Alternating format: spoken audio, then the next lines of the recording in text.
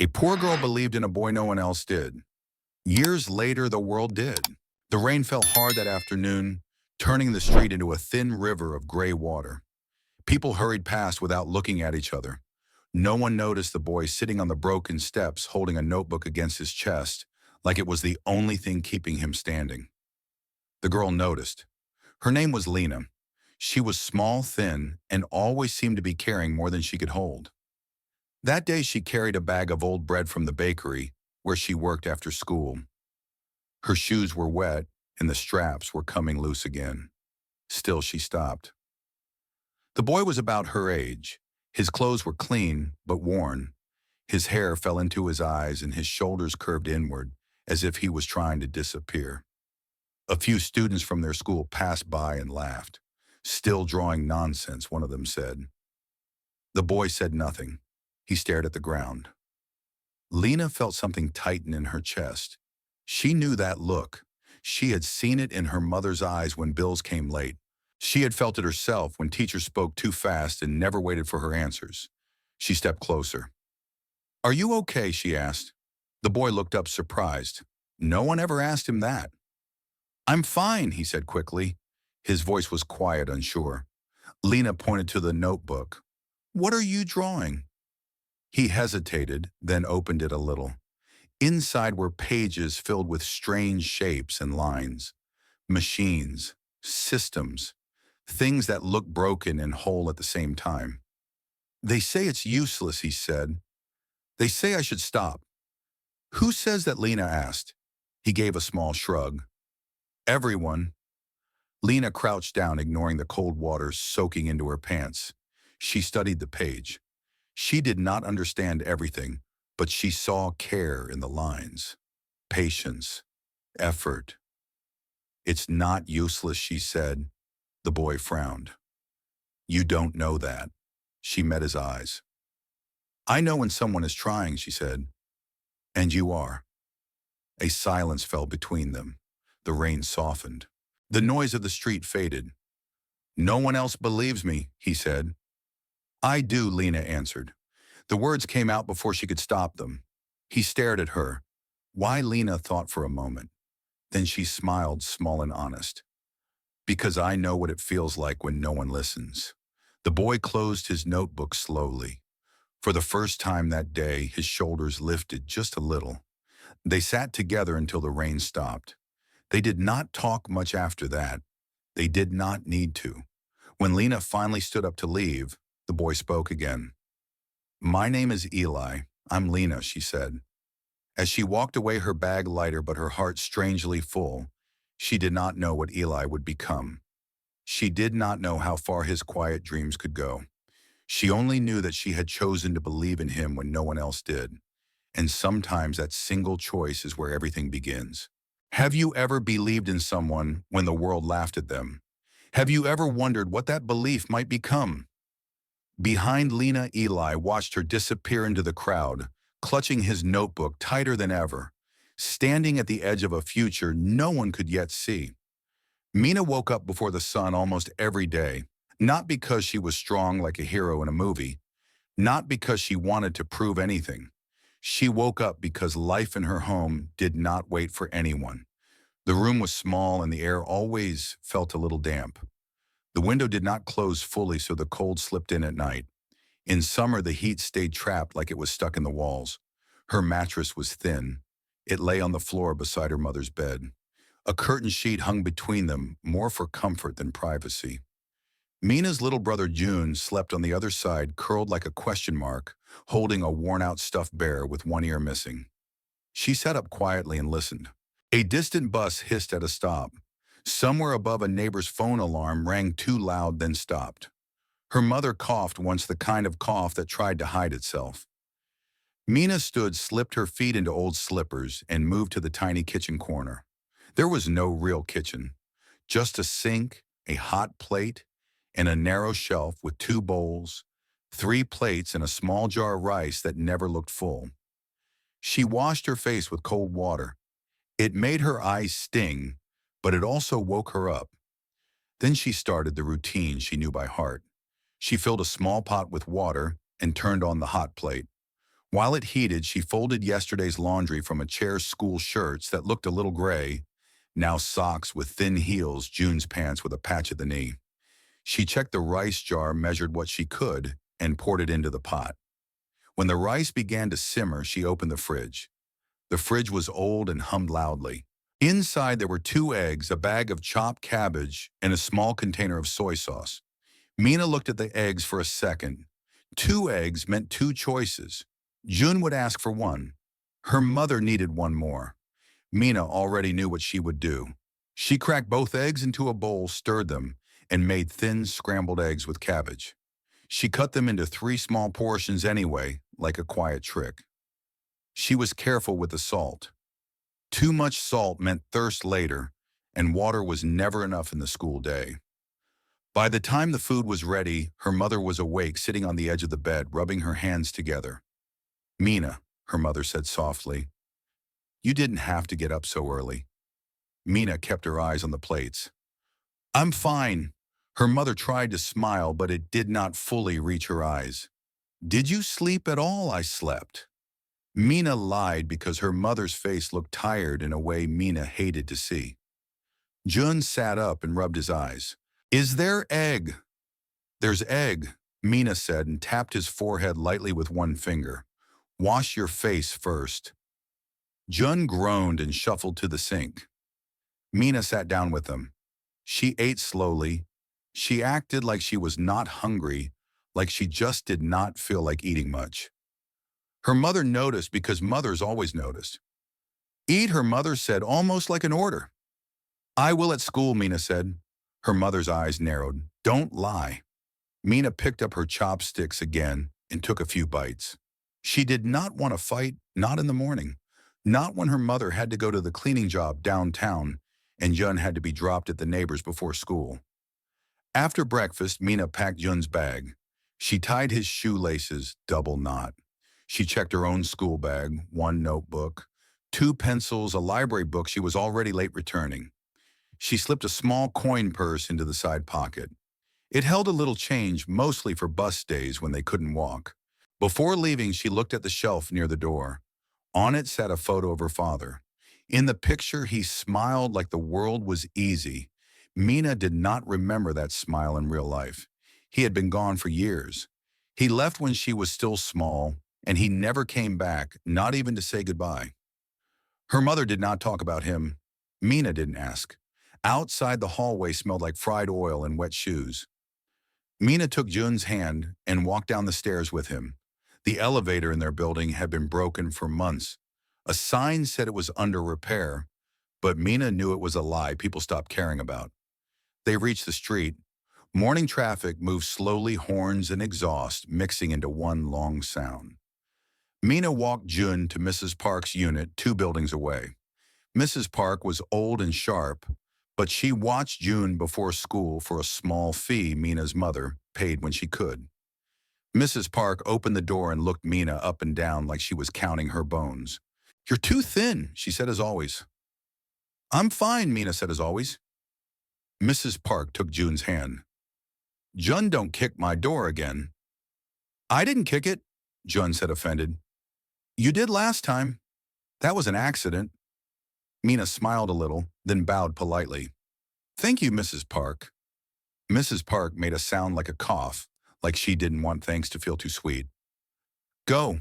Don't be late. School doesn't wait for poor kids." Mina did not answer that. She just nodded and turned away. She walked to school alone. On the way, she passed a bakery. The warm smell rolled out through the open door. Mina's stomach tightened, but she kept walking. She passed a clothing store with clean mannequins and bright coats. She looked down at her own jacket, faded zipper, half broken, and pulled it tighter. At school, the hallway was loud with students. Mina moved through them, quietly like water slipping around rocks.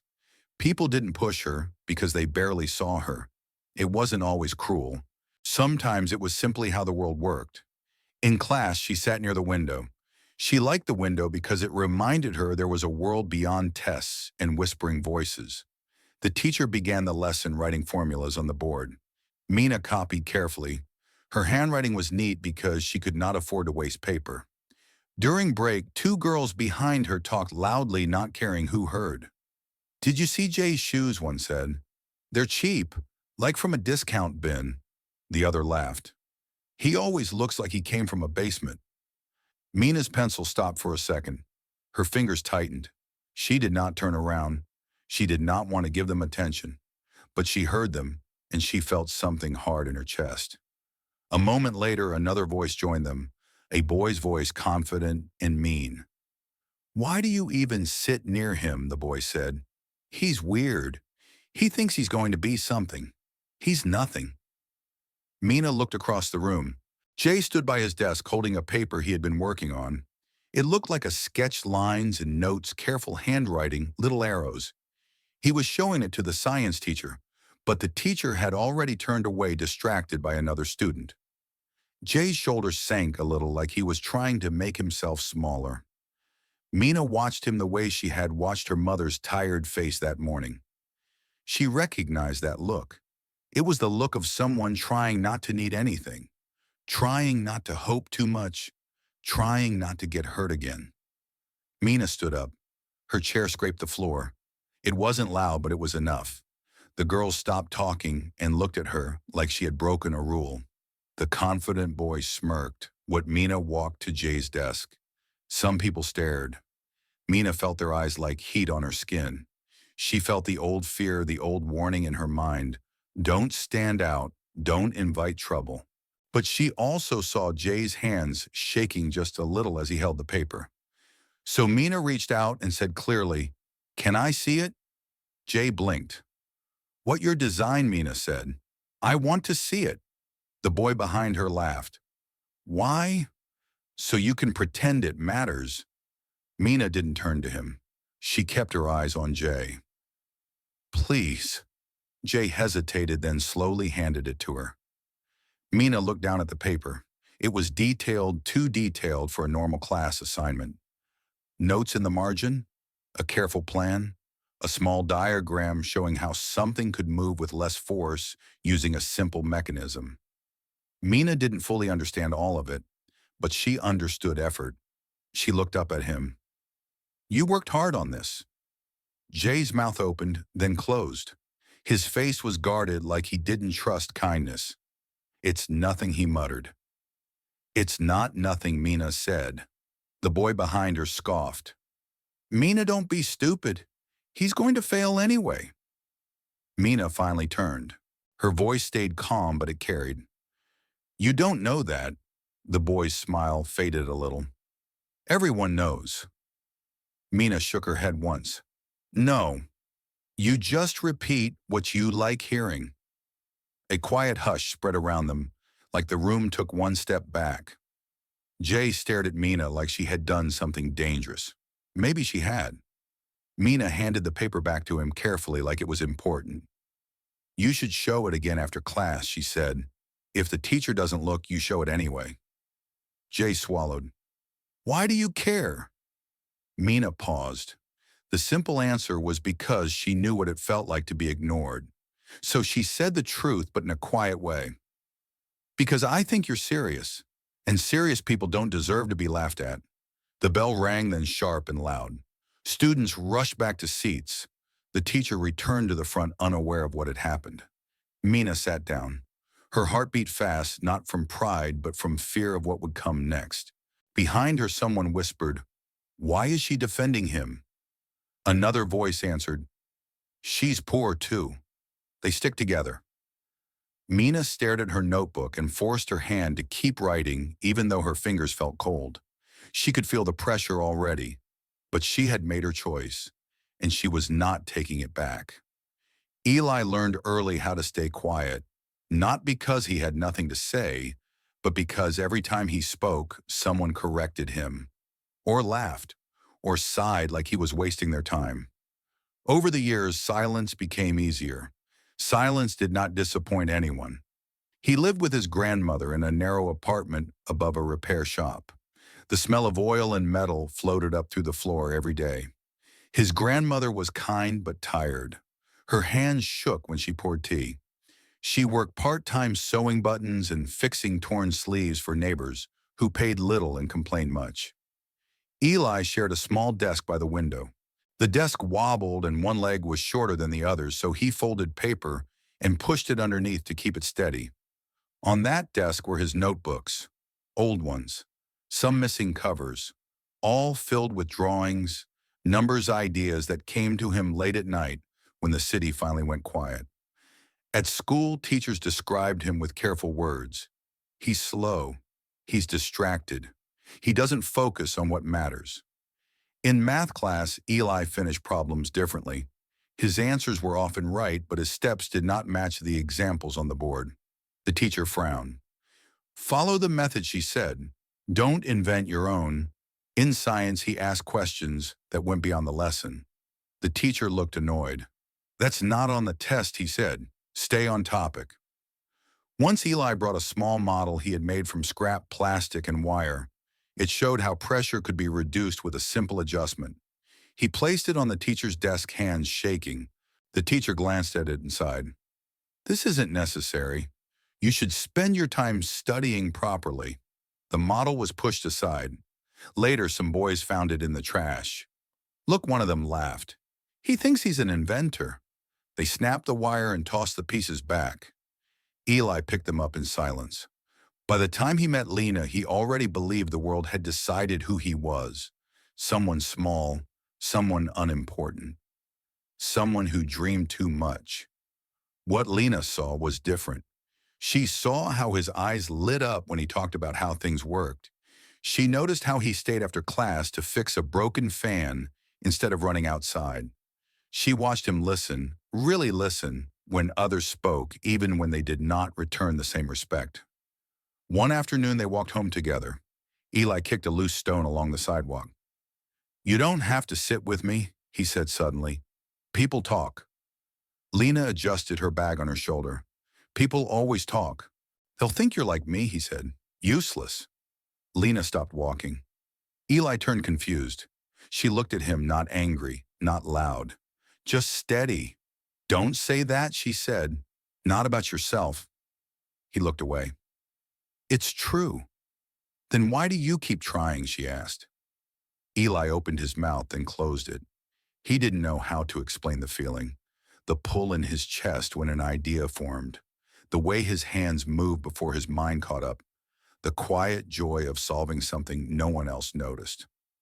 I don't know how to stop, he said finally. Lina smiled, small and warm. Then don't. From that day on, she became a quiet part of his routine. She didn't fix things for him. She didn't fight his battles loudly. She just stayed. When he doubted himself, she listened.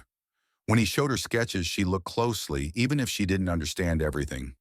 When others laughed, she didn't laugh with them. Once, after a bad day at school, Eli sat on the steps outside his building, staring at the ground. Lina sat beside him without asking. They're right, he said after a long time. I'm never going to be anything. Lina didn't answer right away. She picked at a loose thread on her sleeve. You know, she said slowly, my mother cleans offices at night. People walk past her like she's invisible. But if she doesn't do her job, everything falls apart. Eli looked at her. Just because people don't see your value, Lina continued, doesn't mean it isn't there. Eli swallowed. His throat felt tight. Her belief did not erase his doubts, but it made them quieter, manageable. Still, the pressure built. Final exams came. Teachers warned him again. Focus on realistic goals, one said. You're not university material. At home, his grandmother worried. Maybe you should learn a trade, she suggested gently. Something safe. That night, Eli sat at his desk, staring at his notebooks. He thought about throwing them away, about choosing a simpler path, about letting go of dreams that only seemed to bring pain. He closed his eyes. For the first time since he met Lina, he wondered if belief was enough. He reached for a notebook, then stopped. His hands trembled. Outside, the city lights flickered. Eli sat there balanced between quitting and continuing, unsure which choice would hurt less. And for the first time, he felt truly close to giving up. The day Eli decided not to come to school, Lina felt it before she knew it. His seat was empty. His notebook was not on the desk. The room felt wrong in a way she could not explain. She kept looking toward the door, waiting for his quiet steps, his careful way of sliding into the chair. He never came. During break, Lina found his friend, or what passed for one, by the lockers. "Where's Eli?" she asked. The boy shrugged. "He quit. That's what people like him do." The words hit her harder than she expected. After school, Lina did not go straight home. She walked past the bakery, past the bus stop.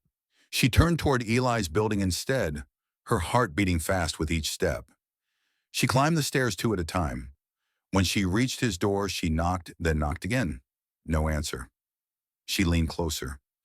"Eli," she called softly. "It's Lina." The door opened slowly. Eli stood there in an old sweater, his hair messy, his eyes dull. Behind him, the apartment was quiet. Too quiet. "You shouldn't be here," he said. "I know," Lina replied. "But I came anyway." He stepped aside and let her in. The room smelled like tea and dust. His grandmother was asleep in the next room, the television playing quietly to no one. Eli sat on the edge of his bed. Lina sat on the chair near his desk. His notebooks were stacked in a box on the floor. "I'm done," he said without looking at her. "I'm not going back." Lina's throat tightened. "Why?" "Because trying hurts," he said. "Because believing hurts more." She stood and picked up one of the notebooks from the box. She flipped through the pages slowly. "You remember the day you showed me this?" she asked, holding up a page with a simple but clever design. Eli shrugged. "It doesn't matter." "It mattered to me," Lina said. He laughed, bitter and short. "That doesn't change anything." Lina closed the notebook and hugged it to her chest. Then she did something she had never done before. She opened her bag and took out her coin purse. It was almost empty. She counted the coins carefully on the desk. Enough for one thing. Not enough for bus rides all week. Not enough for extra food. She pushed the coins toward him. "What's that?" Eli asked, confused. "My savings," Lina said. "For books. For emergencies." Eli shook his head. "I can't take that." "You're not taking it," she said. "You're using it." "For what?" "For the entrance fee," Lina said. "The community workshop. The one you showed me last month." Eli froze. "That's just a class." "They'll laugh at me," maybe Lina said. "Or maybe they won't." He stood up, pacing. "You don't understand. If I fail again, I understand failing." Lina interrupted gently. "I fail every day. I just don't stop living because of it." Silence filled the room. Eli stared at the coins. They looked small, ordinary, yet they felt heavy. "Why are you doing this?" he asked. Lina met his eyes. Her voice shook just a little. "Because if you stop now, the world wins without ever trying. And because someone once believed in me when it made no sense, I want to pass that on." Eli swallowed hard. That night he did not sleep. The next morning Lina walked to school alone. She didn't know what Eli would choose. She only knew she had done everything she could. 2 days later, a message appeared on her phone. "I went," it said. Her hands shook as she read the rest. "I was scared, but I went. I signed up." Lina pressed the phone to her chest and closed her eyes. Eli did not return to school right away. Instead, he began spending evenings at the workshop, learning, failing, trying again. It was not easy. He was still doubted, still ignored. But something had shifted, because one girl had believed when belief cost her something real. And because of that belief, Eli made a decision that would shape the rest of his life. He chose to continue. Time did not move all at once. It moved in small, quiet pieces. Lina finished school and stepped into adult life the same way she had done everything else, carefully, without expectation. She worked full-time at the bakery after graduation. The owner liked her because she never complained and always showed up early. Her hands learned the weight of dough, the heat of ovens, the rhythm of mornings that began before sunrise. She still lived in the same apartment. The walls were still thin. The elevator was still broken. Jun grew taller and louder. Her mother's hair gained more gray. Money stayed tight like a knot no one could fully untie. Sometimes Lina wondered if this was all life would be. She did not feel bitter. She just felt tired. Eli's life moved differently. He left town a year after joining the workshop, not because he wanted to escape, but because he was offered a small scholarship for a technical program in another city. It wasn't a famous school. It wasn't impressive to people who like big names, but it was real. The night before he left, he met Lina near the river. "I don't know if I'll be good enough," he said. "You don't have to be good enough yet," Lina replied. "You just have to keep going." He nodded. "I'll try." They didn't promise to stay close. They didn't talk about the future like it was certain. They hugged awkward and quiet, and then Eli boarded a late bus with one bag and a box of notebooks. Years passed. They spoke sometimes, not often. Life made them both busy. When Eli failed an exam, he didn't call. When Lina worked double shifts, she forgot to check her phone. But every now and then, a message arrived. "I built something that finally worked. I wanted to quit again today. I remembered what you said." Lina kept those messages. She read them on hard days when her feet ached and her hands smelled like yeast no matter how much she washed them. Eli struggled. He worked nights at a warehouse to pay rent. He was rejected from programs he dreamed about. Professors told him his ideas were unpolished. Some classmates were faster, louder, more confident. More than once, he stood alone in his room, staring at the wall, wondering if he had mistaken belief for truth. But Lina's voice stayed with him. Not loud, not heroic, just steady. "Then don't stop." One winter, Eli almost quit again. His funding ran out. His grandmother's health worsened. He took a job fixing machines at a factory, repeating the same tasks every day. It felt like his future shrinking. That night he opened an old notebook. Inside he found a folded paper. It was Lina's handwriting. "Serious people don't deserve to be laughed at." Eli sat on the floor and laughed softly, then covered his face with his hands. He stayed. Years later, something changed. A small project he worked on at the factory caught attention. It solved a simple problem in an efficient way. His supervisor noticed. Then someone higher noticed. Eli was asked to explain his idea. For the first time, people listened. The world did not change overnight, but a door opened. Then another. Lina heard none of this. She was busy helping Joan with school applications, busy arguing with the landlord about repairs that never came, busy living the same modest life she had always lived. One evening, her phone buzzed while she washed dishes. "Something big might happen," Eli wrote. Lina smiled at the screen. I'm glad she typed back. She did not know what big meant. She did not ask. Sometimes belief does not need details. It only needs patience. And somewhere far away, Eli stood on the edge of something that could change everything, holding on to a quiet faith that had never left him. The world did not welcome Eli when he stepped forward. It tested him. The company he worked for entered a national innovation challenge. Eli did not expect to be involved. He was still just a technician, someone who fixed machines others designed. But his supervisor remembered the small system Eli had improved months earlier. "Submit your idea," the supervisor said. "Let them decide." Eli's first reaction was fear. The application required a presentation, a panel, questions from people who used words he had only read in books, people who had gone to schools with long names and bright halls. For 2 nights, Eli did not sleep. On the third night, he almost deleted the file. He stood in his tiny kitchen, staring at the screen. His hands hovered over the keyboard. His heart beat so loud it felt like it filled the room. "They will see I don't belong," he thought. He closed his eyes, and Lina's voice came back to him clear and simple. "You don't have to be good enough yet." Eli sat down and pressed submit. The first rejection came quickly, then the second. The third email was short and cold. Thank you for your interest. Each rejection felt heavier than the last. At work, people stopped asking him about the project. Some gave him polite smiles. Others avoided him.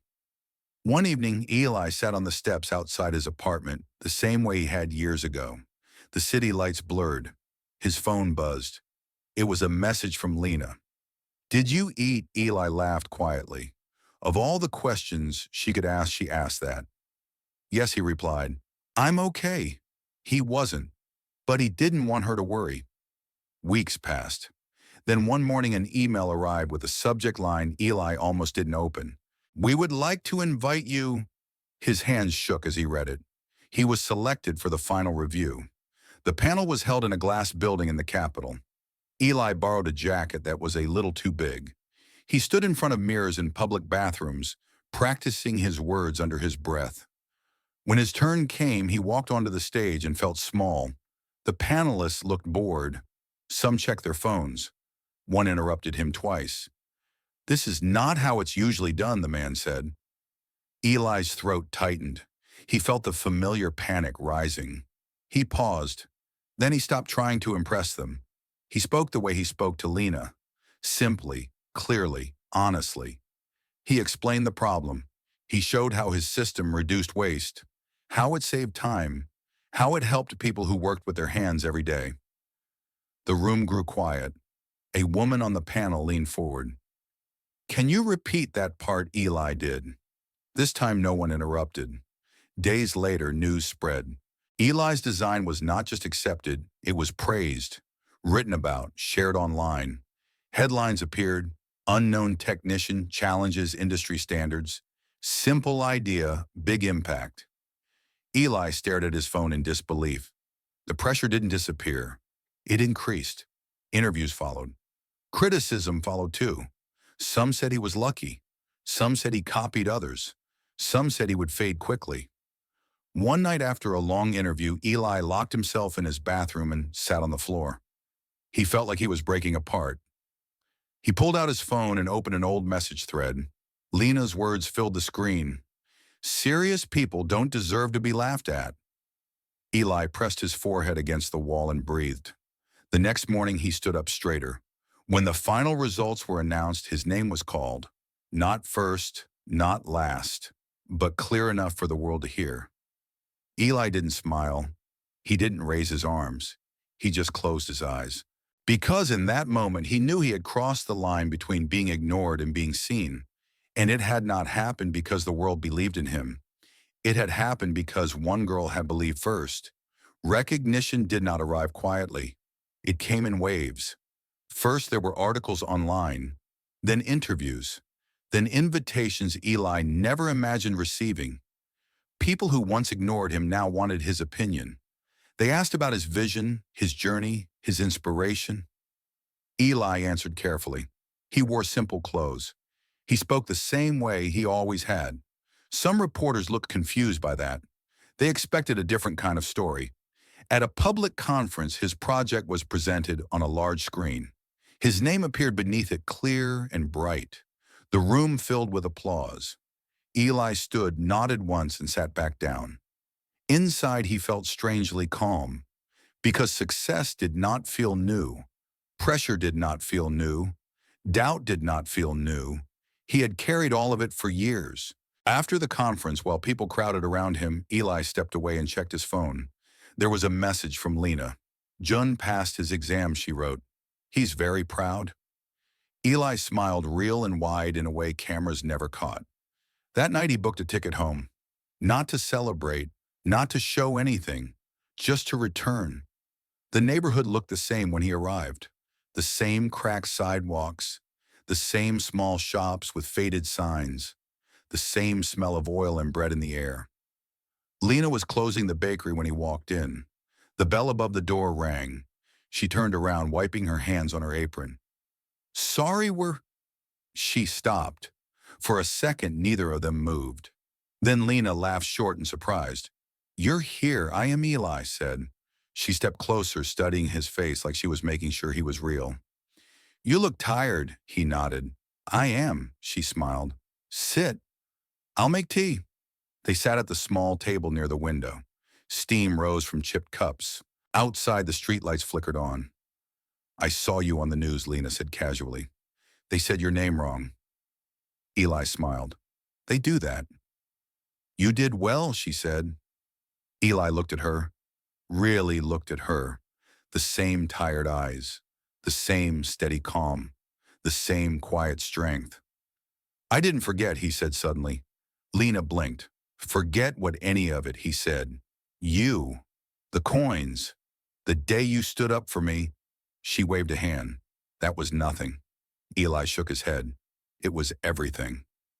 A week later, Eli stood on a stage again. This time the room was full. Cameras flashed. The host spoke with excitement. And before we closed, the host said, "Is there anyone you'd like to thank?" Eli stepped forward. He paused. "I want to thank someone no one here knows," he said. "A girl who believed in me when belief was not popular, when it cost her something, when it made no sense." The room grew still. "I'm here because she told me not to stop," Eli continued. "She didn't change my life with money or power. She changed it with faith." Somewhere far away, Lina folded bread and did not know her name was being spoken. But the world did, and for the first time it listened.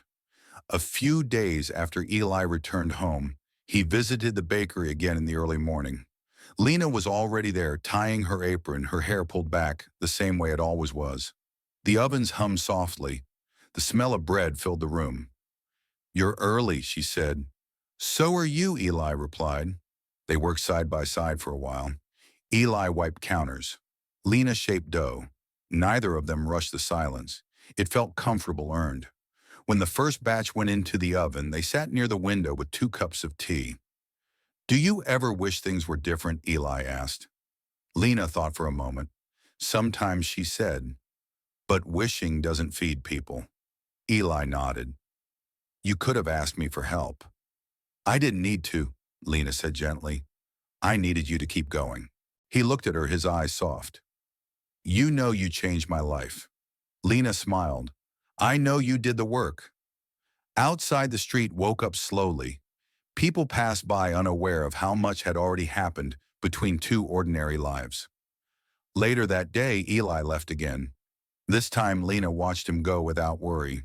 She knew he would be fine. That evening, Lina sat with her mother and June at the small table at home. They ate quietly. The light flickered once and then steadied.